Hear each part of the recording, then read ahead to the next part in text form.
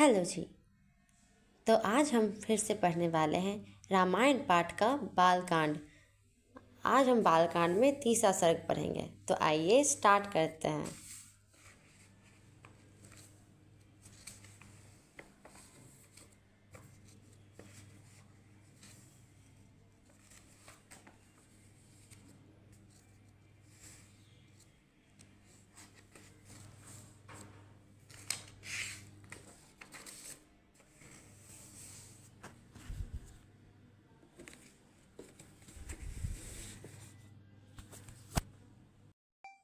तीसरा सर्ग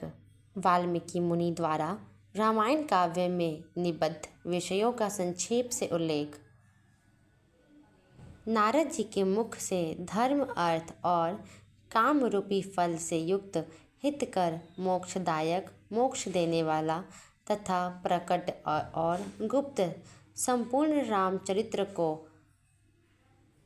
जो रामायण महाकाव्य की प्रधान कथा वस्तु था, सुनकर महर्षि वाल्मीकि जी बुद्धिमान श्री राम के उस जीवन वृत्त का संपूर्ण भली भांति साक्षात्कार करने के लिए प्रयत्न करने लगे। अर्थात श्री राम जी के अर्थ, काम, धर्म और जो फल से युक्त हो, मोक्ष देने वाली यह जो कथा है, वह जो बातें थी, जो प्रकट रूप से थी, जो सबके समक्ष थी और जो गुप्त थी, जिसके बारे में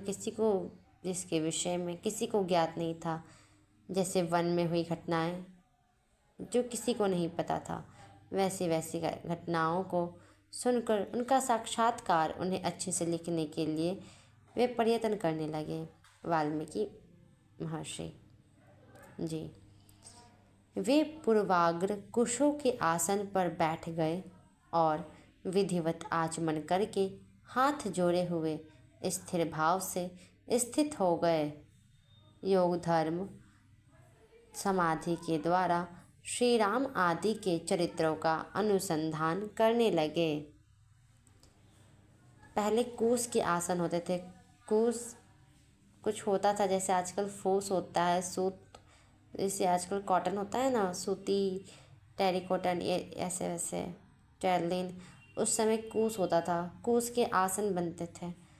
तो वो पहले ही जाके आगे बढ़कर कूस के आसन पर बैठ गए महर्षि वाल्मीकि जी और विधिवत रूप से विधिपूर्वक आचमन करके हाथ जोड़कर अपने भाव को स्थिर रूप से स्थिर कर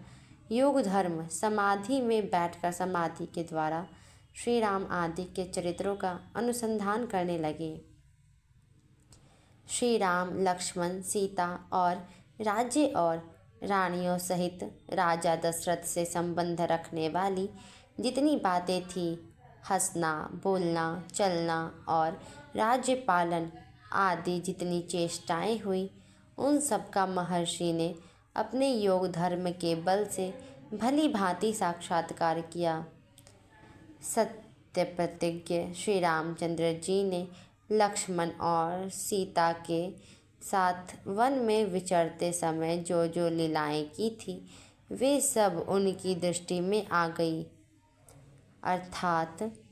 श्री रामचंद्र जी ने लक्ष्मण और सीता जी के साथ वन में घूमते वक्त, वन में जाते वक्त जितनी भी लीलाएं की, जो जो उनके साथ घटनाएं हुई, वह सभी घटनाएं श्री वाल्मीकि जी की आंखों के सामने आ गई। वह सभी उन सबको देख सकते थे। योग का आश्रय लेकर उन धर्मात्मा महर्षि ने पूर्व काल में जो जो घटनाएं घटित हुई थी, उन सबको वहाँ हाथ पर रखे हुए आंवले की तरह प्रत्यक्ष देखा। अर्थात योग का सहारा लेकर, योग के द्वारा धर्मात्मा महर्षि ने पहले जो बीत चुका है, पूर्व काल में जो घटनाएं घटित हो चुकी है, उन सब को हाथ पर रखे, उनके हाथ में एक आंवला रखा था, उसी आंवले के ऊपर उन्होंने प्रत्यक्ष रूप से उन सभी चीज़ों, घटनाओं को देखा। सबके मन को प्रिय लगने वाले भगवान श्री राम के संपूर्ण चरित्रों का योग, धर्म, समाधि के द्वारा यथार्थ रूप से निरीक्षण करके महाबुद्धिमान महर्षि वाल्मीकि ने उन सबको महाकाव्य का रूप देने की चेष्टा की, अर्थात जो सभी को प्रिय लगता है। वैसे श्री राम के संपूर्ण चरित्रों का समाधि के द्वारा समाधि रूप में जाकर यथार्थ रूप से अच्छे से उनका निरीक्षण करके उन्हें समझकर महाबुद्धिमान महर्षि वाल्मीकि ने उसको महाकाव्य का रूप देने की, महाकाव्य के रूप में लिखने की चेष्टा की, प्रयास किया। महात्मा नारद जी ने पहले जैसा वर्णन किया था उसी के क्रम से भगवान वाल्मीकि मुनि ने रघुवंश विभूषण श्री राम के चरित्र विषयक रामायण काव्य का निर्माण किया। जैसे समुद्र सब रत्नों की निधि है, उसी प्रकार यह महाकाव्य गुण, अलंकार एवं ध्वनि आदि रत्नों का भंडार है। इतना ही नहीं, यह संपूर्ण श्रुतियों के सारभूत अर्थ का प्रतिपादक होने के कारण सबके कानों को प्रिय लगने वाला तथा सभी के चित्त को आकृष्ट करने वाला है। यह धर्म, अर्थ, काम, मोक्ष रूपी गुणों, फलों से युक्त तथा इनका विस्तार पूर्वक प्रतिपादन एवं दान करने वाला है। श्री राम के जन्म, उनके महान पराक्रम, उनकी सर्वानुकूलता, लोकप्रियता, क्षमा, सौम्य भाव और सत्यशीलता का इस महाकाव्य में महर्षि ने वर्णन किया है। विश्वामित्र जी के साथ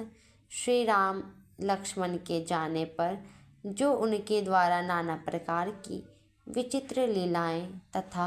अद्भुत बातें घटित हुई, उन सब का इसमें महर्षि ने वर्णन किया है। श्री राम द्वारा मिथिला में धनुष के तोड़े जाने पर जनक नंदिनी सीता और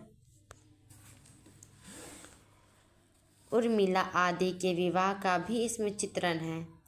अर्थात जब विश्वामित्र जी राम जी को मांगकर उनके यज्ञ को सफल करने के लिए लेकर जा रहे थे, उस समय का जो सीन था, उस समय का जो दृश्य था, वह उनका भी वर्णन उन्होंने किया है। और उसके बाद जब वह मिथिला नगरी पहुँचे और धनुष को तोड़ा, शिव धनुष को जब उन्होंने तोड़ा, तो उस चीज़ का भी वर्णन किया गया है। आगे देखते हैं। श्री राम परशुराम संवाद, दशरथ नंदन श्री राम के गुण और क्या क्या वर्णन किए गए हैं वो देखते हैं। उनकी अभिषेक, कैकेयी की दुष्टता, श्री राम के राज्याभिषेक में विघ्न, उनके वनवास, राजा दशरथ के शोक विलाप और परलोक गमन, प्रजाओं के विषाद, साथ जाने वाली प्रजाओं को मार्ग में छोड़ना, निषाद राजगुह के साथ बात करने तथा सूत मुमंत को अयोध्या लौटने आदि का इसमें उल्लेख किया गया है। अर्थात पूरे रामायण में जो जो घटनाएं घटी हैं, जैसे क्या क्या, जैसे श्री राम जी के गुणों का, उनका अभिषेक, कैकेयी माँ की दुष्टता, श्री राम जी का राज्याभिषेक में जो विघ्न आ गया, फिर उनका वनवास, उनके शोक में, उनके वियोग में दशरथ जी का मरण, परलोक गमन, उनका परलोक गमन, प्रजाओं में विषाद, उनका साथ जाना, प्रजाओं को मार्ग में ही छोड़ देना, निषाद राज के साथ बातें करना, सूत मुमंतक को जो उनको लेके गए थे रथ पे बैठा करके राम जी को वन तक छोड़ने के लिए, वो मुमंतक को अयोध्या लौटने आदि का उल्लेख, मतलब उनको भी अयोध्या लौटने के लिए कह दिए। ये सब श्री राम आदि का गंगा पर जाना, भरद्वाज मुनि का दर्शन करना, भरद्वाज मुनि की आज्ञा लेकर चित्रकूट जाना और वहाँ की नैसर्गिक शोभा का अवलोकन करना, चित्रकूट में कुटिया बनाना, उसमें निवास करना, वहाँ भरत का श्री राम से मिलने के लिए आना, उन्हें अयोध्या लौट चलने के लिए प्रसन्न करना, उन्हें मनाना, श्री राम द्वारा पिता को जलांजलि देना, जल से अंजलि देना, भरत द्वारा अयोध्या के राज सिंहासन पर श्री रामचंद्र जी की श्रेष्ठ पादुकाओं को का अभिषेक एवं स्थापन, नंदीग्राम में भरत का निवास, श्री राम का दंडकारण्य में गमन, उनके द्वारा विराध का वध, शरभंग मुनि का दर्शन, सीता सुतीक्ष्ण के साथ समागम, अनुसुईया के साथ सीता देवी की कुछ काल तक स्थिति, उनके द्वारा सीता को अंगराग समर्पण, श्री राम आदि के द्वारा अगस्त्य का दर्शन, उनके दिए हुए वैष्णव धनुष का ग्रहण, शूर्पणखा का संवाद, श्री राम की आज्ञा से लक्ष्मण द्वारा उसका विरूपकरण, उसकी नाक और कान को काट देना, श्री राम द्वारा खरदूषण और त्रिशरा का वध, शूर्पणखा के उत्तेजित करने से रावण का श्री राम से बदला लेने के लिए उठना, श्री राम द्वारा मारीच का वध, राम द्वारा विदेह नंदिनी सीता का हरण, सीता के लिए श्री रघुनाथ जी का विलाप,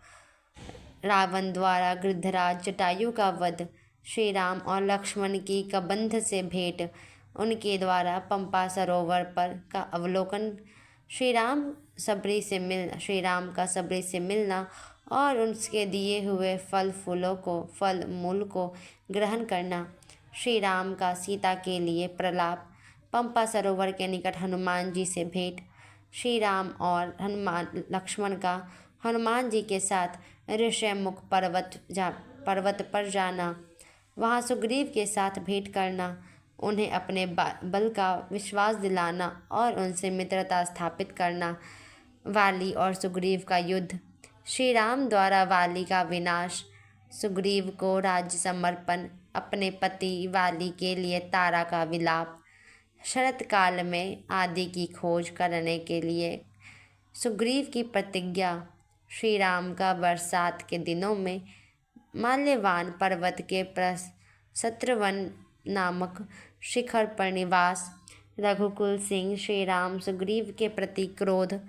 प्रदर्शन, सुग्रीव द्वारा सीता की खोज के लिए वानर सेना का संग्रह। अर्थात इनका अर्थ यही है कि इतना सब कुछ जो भी